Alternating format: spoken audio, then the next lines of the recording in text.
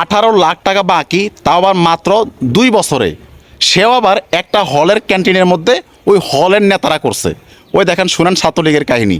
নানা অনিয়মের সঙ্গে যুক্ত ছিল বাংলাদেশ ছাত্রলীগ। ক্ষমতাচ্যুত হওয়ার পর প্রকাশ্যে আসছে এই ছাত্র সংগঠনের বিতর্কিত নানা কর্মকাণ্ড।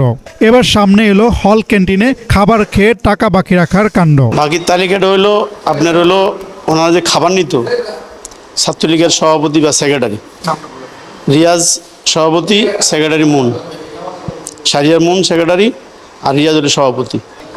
তো এই আমগতে মনে করেন খাবার নিতে আমরা লেখারও সুযোগ পাই নাই, বা এইভাবে লিখতেও পারি না। 10টা 15টা 20টা মনে করেন আপনার খাবার দিতে হয়েছে, ঠিক আছে। একবেলা 20টা 30টা এরকম। আবার দেখা গেছে মিছিলতে আসলে খাবার দিতে হইতো, এসব বলার সুযোগ নাই, বলতে পারি নাই।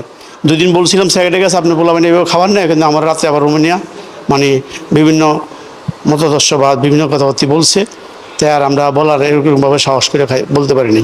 সভাপতির প্রতিদিন 500 টাকা, হ্যাঁ, আর সেক্রেটারি 300 টাকা, ওরকমভাবে হিসাব করে 2 বছরে ছিল হলে 2 বছর মানে পোস্টে ছিল, ওই 2 বছরের হিসাবটা দিয়ে দেওয়া হয়েছে আমার এরকমভাবে। আপনি টোটাল বলছেন যে প্রায় 18 লাখ টাকার মতো। আসলে এটা আসলে কেন এত অ্যামাউন্টটা কিভাবে জমলো? অ্যামাউন্ট হলো আপনার হলো এর আগে একটা কমিটি ছিল, ওই কমিটির এর কমিটিতে আগে ছিল আব্দুল আলিম ভিভি, আর হলো জিএস হলো রাহিম।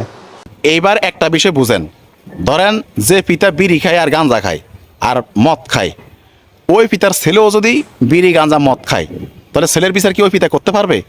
বরং পিতা ছেলেকে সাপোর্ট দিবে। তো এখন শেখ হাসিনা কেন এই ছাত্রলীগের এই সমস্ত অপকর্মগুলা, জুলুমগুলা, অন্যায়গুলা, অত্যাচারগুলা ফসল দিছে, বিচার করা নাই? কেন ধরা নাই? কারণ শেখ হাসিনা নিজে ছিল একটা জালিম, সে তো নিজেই দেশের জনগণের উপর অত্যাচার করছে। অতএব আগামীতে আমাদের এই বাংলাদেশে যেন এরকম জালিম কোনো সরকার আসতে না পারে, সেজন্য আমাদেরকে এখন থেকে সজাগ হতে হবে, সচেতন থাকতে হবে।